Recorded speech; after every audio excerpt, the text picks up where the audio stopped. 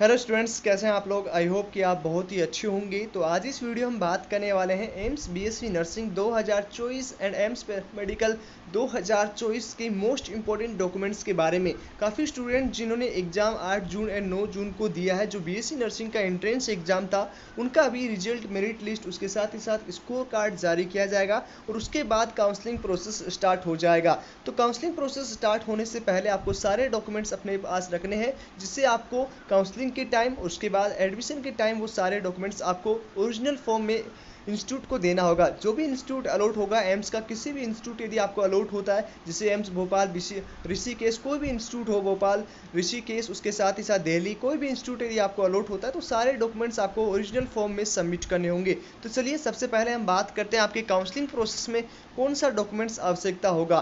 तो काउंसलिंग में आपका ओनली ऑन लगने वाला कैटेगरी सर्टिफिकेट। आपका जब रिजल्ट जारी किया जाएगा तो उसमें आपका कैटेगरी दिया होगा, तो कैटेगरी के बेसिस पे आपका काउंसलिंग प्रोसेस होगा। उसके साथ ही साथ जो रैंकिंग होगी उसके बेसिस पे आपको सीट अलॉटमेंट होगा। तो जो भी जिस भी कैटेगरी से आप बिलोंग करेंगे उसका कैटेगरी सर्टिफिकेट आप अपलोड करने वाले हो। तो ये आपको काउंसलिंग से पहले सिर्फ एक डॉक्यूमेंट्स की आवश्यकता होगी, वो है आपका कैटेगरी सर्टिफिकेट। ठीक है, कैटेगरी सर्टिफिकेट के बेसिस पे आपको रजिस्ट्रेशन मिलेगा, उसी के रैंकिंग के बेसिस पे आपको सीट अलॉट होगी। तो आपको एक जब आपका रिजल्ट आ जाएगा तो ऑफिशियल वेबसाइट ओपन होगा और उस पर आपको अपना कैटेगरी सर्टिफिकेट ओपन जो है अपलोड करना होगा। ओके, अब उसके बाद आपको कौन कौन सी डॉक्यूमेंट्स की आवश्यकता होगी जब आपको सीट अलॉटमेंट हो जाएगा। जब आपको कैंप्स की किसी भी कॉलेज में एडमिशन हो जाएगा तो सबसे पहले ऑनलाइन डॉक्यूमेंट्स, उसके साथ ही साथ आपको ऑफलाइन रिपोर्टिंग के टाइम सारे डॉक्यूमेंट्स ओरिजिनल ले जाने होंगे। काउंसलिंग प्रोसेस आपका ऑनलाइन मोड में होगा, आपको घर बैठे वहाँ पे काउंसलिंग के लिए अप्लाई करना होगा। तो कौन कौन से डॉक्यूमेंट्स आपको जो है काउंसलिंग के बाद जरूरत होगी, आपको फिजिकल रिपोर्टिंग के टाइम जरूरत होगा। तो सारे डॉक्यूमेंट्स आपको ओरिजिनल फॉर्म में, ठीक है, कोई भी डॉक्यूमेंट्स की तो कॉपी नहीं चलेगी, ओरिजिनल फॉर्म में सारे डॉक्यूमेंट्स होने चाहिए। जिसमें कौन कौन सी डॉक्यूमेंट्स हैं, लाइक हम बात करें एडमिट कार्ड। यदि आपके पास एडमिट कार्ड नहीं है तो आप एम्स की ऑफिशियल वेबसाइट ओपन कीजिए, वहाँ पे अपना RC code, registration number, password से अपना आईडी लॉगिन करके अपना एडमिट कार्ड वहाँ से डाउनलोड कर लीजिए। ओके, उसके साथ ही साथ रजिस्ट्रेशन स्लिप जब आपने एप्लीकेशन फॉर्म अप्लाई किया था तो आपको एक फॉर्म मिला होगा, एक एप्लीकेशन फॉर्म की पीडीएफ आपको मिली होगी, तो वो आपके पास होना चाहिए। यदि वो आप नहीं है तो वो अभी भी डाउनलोड कर सकते हो। ओके, तो रजिस्ट्रेशन स्लिप आपके पास हो गई। उसके बाद हम बात करें ऑफर लेटर। तो ऑफर लेटर ये आपको कब मिलेगा, जब आप चॉइस प्रेफरेंस करेंगे और आपको कोई ना कोई कॉलेज अलॉट हो जाएगा। मान लीजिए कि आपको एम्स दिल्ली का कॉलेज अलॉट होता है, तो एम्स दिल्ली का कॉलेज अलॉट होने के बाद आपको एम्स दिल्ली के द्वारा एक ऑफर लेटर भेजा जाएगा। ठीक है, एक ऑफर लेटर आएगा, साथ ही साथ एक अलॉटमेंट लेटर आएगा। ठीक है, तो उसे बोलते हैं सीट अलोकेशन लेटर। ठीक है, तो ये दोनों लेटर आपको एक साथ मिल जाएगा जब आपको सीट अलॉटमेंट होगा। ये उन्हीं स्टूडेंट्स को आएगा जिनको सीट मिलेगा, चाहे वो किसी भी राउंड में मिलो, चाहे आपको फर्स्ट राउंड में मिलो, चाहे सेकंड राउंड में, चाहे आप ओपन राउंड में। ठीक है, तो तीनों स्टूडेंट्स को ये सारी चीज़ें मिल जाएंगी। तो यहाँ पे आपको 4 डॉक्यूमेंट समझ में आ चुका होगा।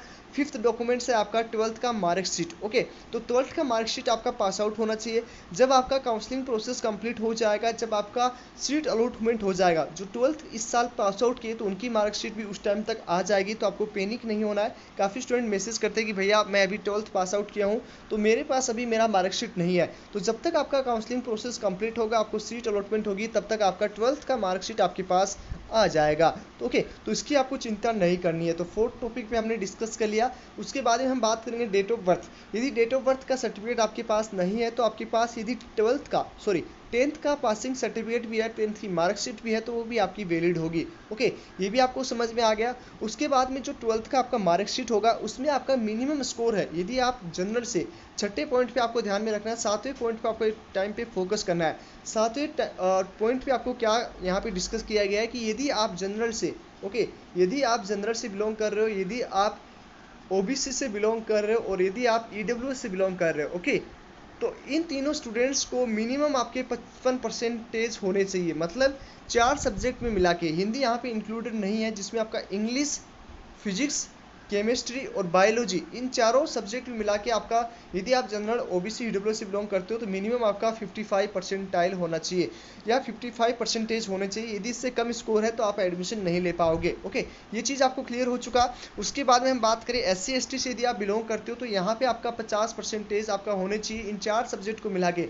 मतलब इंग्लिश, फिजिक्स, केमिस्ट्री, बायोलॉजी की मिला के आपको 50% की आवश्यकता होगी SC और ST कैटेगरी के स्टूडेंट को। ओके, उसके साथ ही साथ 12th का मार्कशीट, आपको माइग्रेशन सर्टिफिकेट आपको चाहिए होगा। माइग्रेशन सर्टिफिकेट जिन स्टूडेंट्स के पास नहीं है तो अपने स्कूल टाइम से मंगवा लीजिए, वहाँ पे आपको माइग्रेशन सर्टिफिकेट मिल जाएगा। ओके, उसके बाद में हम बात करें the candidate should be wearing the following certificate. यदि SC ST से आप बिलोंग करते हो तो आपका कैटेगरी सर्टिफिकेट होना ही चाहिए। ओके, डोमिसाइल सर्टिफिकेट आपका होना चाहिए, उसके साथ ही साथ आपका कैटेगरी सर्टिफिकेट आपके पास होना चाहिए। इसमें आपका कोई वैलिड डेट नहीं दिया है, उसके साथ ही साथ आपका कोई भी किसी भी गवर्नमेंट का वो चल जाएगा। ओके, बट यहाँ पे यदि आप EWS और OBC से बिलोंग कर रहे हो तो आपका सर्टिफिकेट है वो वैलिड डेट में होना चाहिए और उसके साथ ही साथ सेंट्रल गवर्नमेंट में होना चाहिए। मतलब आपका जो सर्टिफिकेट है वो वैलिड डेट के साथ साथ सेंट्रल गवर्नमेंट का भी होगा, सेंट्रल गवर्नमेंट इंस्टीट्यूट का होगा, तभी आपका वैलिड होगा, स्टेट का आपका यहाँ पे वैलिड नहीं होगा। ओके, तो ये चीज़ आपको क्लियर हो चुकी है। उसके बाद में आपका यदि आप PWD कैटेगरी से बिलोंग करते हो तो PWD कैटेगरी का आपका पास सर्टिफिकेट होना चाहिए। और देन हम बात करें आपका सभी जो 1 सेट फोटोग्राफी अबाउ सर्टिफिकेट, जितने भी सर्टिफिकेट हैं उनके सबका एक एक कॉपी आपके पास होना चाहिए।